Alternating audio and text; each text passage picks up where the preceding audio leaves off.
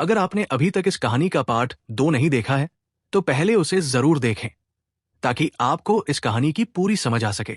तो चलिए अब बिना देर किए शुरू करते हैं पार्ट 3 की कहानी। कुछ मिनट बाद जोंग अंकल वैंग और बाकी टीम की लोकेशन पर पहुंचता है।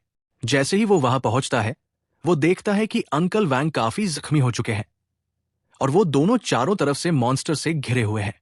अंकल वैंग दोनों हाथों से तलवार थामे हुए हैं और अपनी पीठ जेड के पीठ से टिका कर खड़े हैं।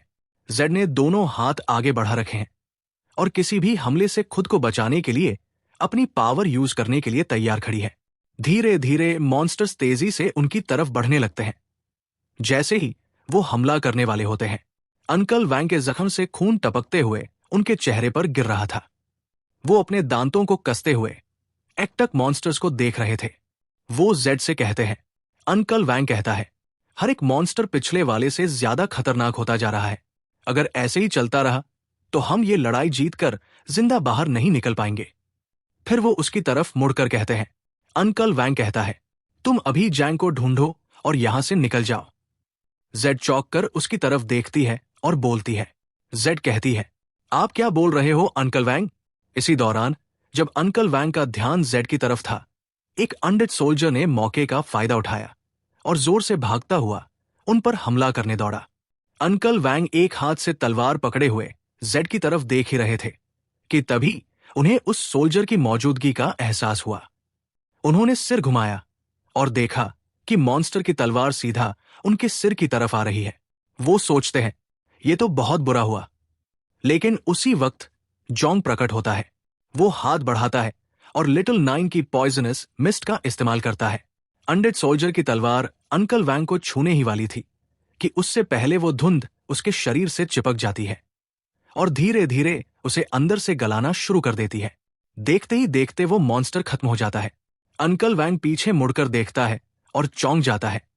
वो समझ ही नहीं पाता कि ये क्या हो रहा है। उसी समय जोंग बोलता है। जोंग कहता है, अंकल वैंग, आप लोग ठीक है? अंकल वैंग धीरे से उसकी तरफ मुड़ते हैं। जोंग को देखते ही उनके चेहरे पर हैरानी और सवाल दोनों दिखाई देते हैं, लेकिन वो कुछ बोल नहीं पाते। जोंग अब उनके और पास आता है और एक हाथ साइड में बढ़ाते हुए फिर से पॉइजनस मिस्ट छोड़ता है। अब अनडेड सोल्जर्स एक एक करके गिरने लगते हैं। उनके शरीर धुंध से गलते जा रहे थे। अंकल वैंग अब जोंग की तरफ मुड़ते हैं। तलवार अब भी एक हाथ में है और वो पूछते हैं। अंकल वैंग कहता है, तुम क्रिएशन क्लास अवेकनर होकर ये सब कैसे कर रहे हो? जोंग उसके सामने रुक जाता है और उसके शरीर से एक अजीब सी एनर्जी निकल रही होती है। फिर वो मुस्कुराते हुए कहता है। जोंग कहता है, मेरे पास एक छुपी हुई एबिलिटी है, पॉइजनस मिस्ट। ये कहते हुए वो फिर से हाथ साइड में फैलाता है और पॉइजनस मिस्ट यूज करता है। अब जब जोंग को पता चलता है कि अंकल वैंग जख्मी है, वो जेड से कहता है। जोंग कहता है, जेड आयो, जल्दी से अंकल वैंग को ले जाकर सीक्रेट रियल्म के पोर्टल तक छोड़ दो। मैं यहां रुककर तुम्हारी रक्षा करूंगा। सभी लोग उसकी बात सुनकर हैरान रह जाते हैं। अंकल वैंग एक्टक उसे देखने लगते हैं और फिर कहते हैं।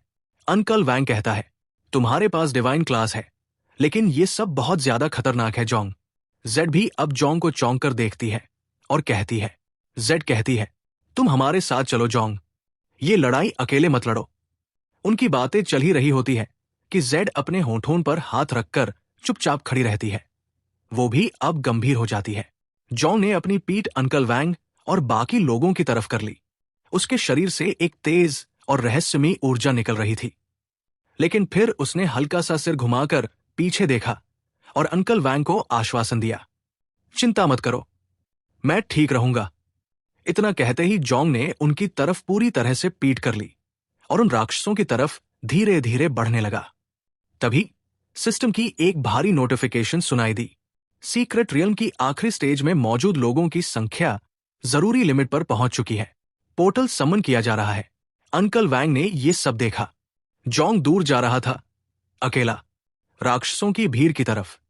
वो कुछ बोलने ही वाला था कि जेडाई ने उसे बीच में टोक दिया। जेडाई ने अपना सिर उसकी तरफ घुमाया और कहा, जोंग कोई बेवकूफ नहीं है, उस पर भरोसा रखो। थोड़ी देर तक सोचने के बाद अंकल वैंग ने गहरी सांस ली और भरोसे के साथ अपनी तलवार जोंग की तरफ उछाल दी। इसे वापस लौटाना मत भूलना, जोंग ने हवा में ही हाथ बढ़ाकर तलवार को पकड़ लिया और मुस्कुराकर बोला, डोंट वरी, लौटाऊंगा जरूर।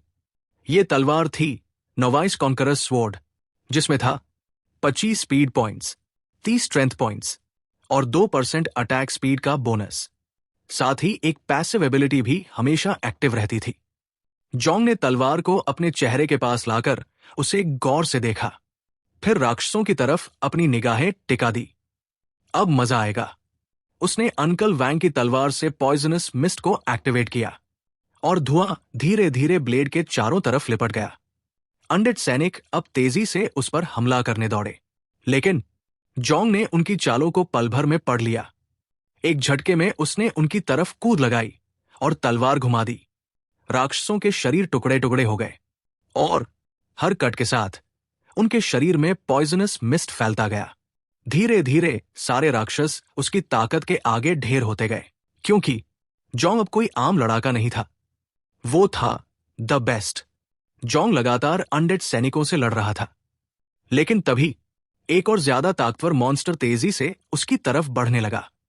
उसके हाथ में भी एक तलवार थी और उसकी चाल बाकी अनडेड से कहीं ज्यादा खतरनाक लग रही थी। जोंग उस पर ध्यान नहीं दे पा रहा था, वो अब भी बाकी राक्षसों से लड़ाई में बिजी था।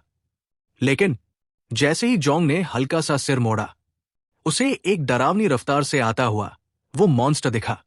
जोंग ने बिना देर किए जमीन से जोर लगाकर छलांग लगाई और उस राक्षस के सरप्राइज अटैक से बच गया। मॉन्स्टर की तलवार सीधा जमीन में जा घुसी और जमीन टूट के टुकड़े टुकड़े हो गई। अब उस मॉन्स्टर की नजरें जोंग पर टिकी थी। उसने अपनी तलवार को और कसकर पकड़ा और जैसे ही जोंग हवा में था, दोबारा हमला किया। लेकिन इस बार जोंग ने अंकल वैंग की तलवार से वार को ब्लॉक कर लिया। पर अफसोस, राक्षस की ताकत इतनी ज्यादा थी कि अंकल वैंग की तलवार बीच से टूट गई और जोंग हवा में ही पीछे की तरफ उछल कर गिरा। जोंग किसी तरह से खुद को संभालता है, जमीन पर पैर मारकर अपनी गति को रोकता है और फिर जैसे ही वो नीचे देखता है, उसे समझ आता है अंकल वैंग की तलवार टूट चुकी है। उसका चेहरा हैरान था, क्योंकि अब उसे बॉस से ज्यादा चिंता तलवार की थी। वो सोचने लगा कि अब अंकल वैंग को कैसे समझाएगा। ये जो बॉस था, वो कोई मामूली दुश्मन नहीं था। ये था अनडेड किंग और इसका लेवल था 15।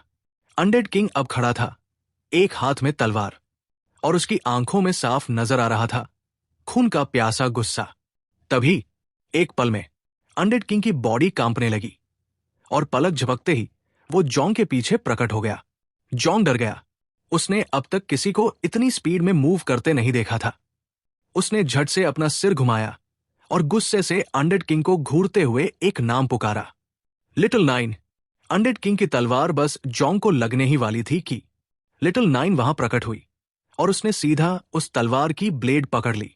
लिटिल नाइन अब अनडेड किंग को घूर रही थी और जोंग से बोली, क्या मैं इसे खत्म कर सकती हूं? जोंग ने बिना एक सेकंड की देरी किए कहा, हाँ, कर दो। इतना सुनते ही लिटिल नाइन मुस्कुरा उठी और सिर्फ अपने हाथों से ही अनडेड किंग की तलवार तोड़ डाली। फिर उसने दोनों हाथ साइड में फैलाए और उसके शरीर से एक जबरदस्त ऊर्जा निकलने लगी, जो चारों तरफ फैलने लगी।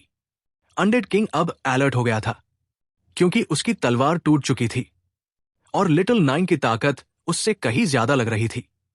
लेकिन अब अनडेड किंग ने तलवार छोड़ दी थी और अपने फौलादी मुक्कों से हमला करने का प्लान बनाया, क्योंकि उसे लगा शायद लिटिल नाइन ध्यान भटका सकती है। जैसे ही अनडेड किंग ने उस पर अचानक हमला करने की कोशिश की, लिटिल नाइन ने अपनी आंखें खोली और उसकी बॉडी में एक दमदार बदलाव आ गया। अब उसकी आंखों में खून खराबा साफ झलक रहा था। उसने सीधे अनडेड किंग की ओर देखा और अपने टेंटिकल से खुद को डिफेंड किया। अब उसने डिफेंसिव नहीं बल्कि अटैकिंग पोजीशन ले ली थी। उसके टेंटिकल्स तलवार जैसे नुकीले हो चुके थे और उसी से उसने अनडेड किंग पर ताबड़तोड़ हमले करने शुरू कर दिए। धीरे धीरे उसके ये शार्प टेंटिकल्स अनडेड किंग के शरीर को चीरते चले गए। पहले उसने उसकी बाई बाह काट दी, फिर दाई और आखिर में सिर भी धड़ से अलग कर दिया। फिर उसने एक टेंटिकल उस सिर में घुसा दिया और जैसे ही वो पलटी, बॉस का शरीर जमीन पर ढेर हो गया। लिटिल नाइन ने अनडेड किंग का कटा हुआ सिर हाथ में उठाया और जैसे ही उसके शरीर से तेज एनर्जी निकलने लगी, वो ज्यादा खतरनाक लगने लगी। जॉन्ग ये सब देख रहा था और वो मुस्कुरा पड़ा। उसे यकीन नहीं हो रहा था कि लिटिल नाइन इतनी शांत थी एक सीक्रेट रियल्म बॉस के सामने। उसे लगा अब तो बॉस मारा गया है तो पोर्टल खुल जाना चाहिए। तभी लिटिल नाइन ने जोर से छलांग मारी और जॉन्ग के पास आकर उतरी। अब अचानक एक एनर्जी क्रिस्टल उसके सामने हवा में प्रकट हुआ। जॉन्ग उसे देख रहा था और सोचने लगा, ये क्या है? एनर्जी क्रिस्टल धीरे धीरे ऊपर उठने लगा और उसने आसपास पड़े मरे हुए मॉन्स्टर से मैजिक खींचना शुरू कर दिया। ये देखकर जॉन्ग हैरान रह गया। कुछ सेकंड बाद एनर्जी क्रिस्टल चमकने लगा और फिर एक विशालकाय मॉन्स्टर प्रकट हुआ। इस मॉन्स्टर का नाम था अनडेड टायरेंट और ये लिटिल नाइन और जॉन्ग दोनों से 20 गुना बड़ा था। अब अनडेड टायरेंट ने एक खतरनाक नजर से जॉन्ग और लिटिल नाइन की तरफ देखा। जॉन्ग सोचने लगा कि कहीं यही क्रिस्टल असली बॉस तो नहीं। फिर उसने अपनी गर्दन पीछे घुमाई, दांत भींचे और लिटिल नाइन को आदेश दिया, इस अनडेड टायरेंट के अंदर जो एनर्जी क्रिस्टल है उसे खत्म कर दो। अनडेड टायरेंट गुस्से में दहाड़ा और उसने अपनी भारी भरकम गदा से लिटिल नाइन पर वार किया। लेकिन एक पल में ही लिटिल नाइन ने वॉल से कूदकर खुद को उस हमले से बचा लिया। जैसे ही उसने अटैक से बचाव किया, टायरेंट ने फिर से अटैक किया। लेकिन इस बार भी लिटिल नाइन ने एक ऊंची छलांग लगाई और फिर से बच निकली। उसकी गदा जमीन से टकराई और जमीन टुकड़े टुकड़े हो गई। लिटिल नाइन हवा में थी और उसकी आंखों में अब भी वही जानलेवा नजरिया था। उसने अपने दोनों हाथ सामने किए और तेज नुकीले टेंटिकल्स अनडेड टायरेंट की तरफ बढ़ने लगे। अब लिटिल नाइन ने उस पर लगातार हमले करने शुरू कर दिए, लेकिन अनडेड टायरेंट ने सारे अटैक्स बहुत आसानी से चकमा दे दिए।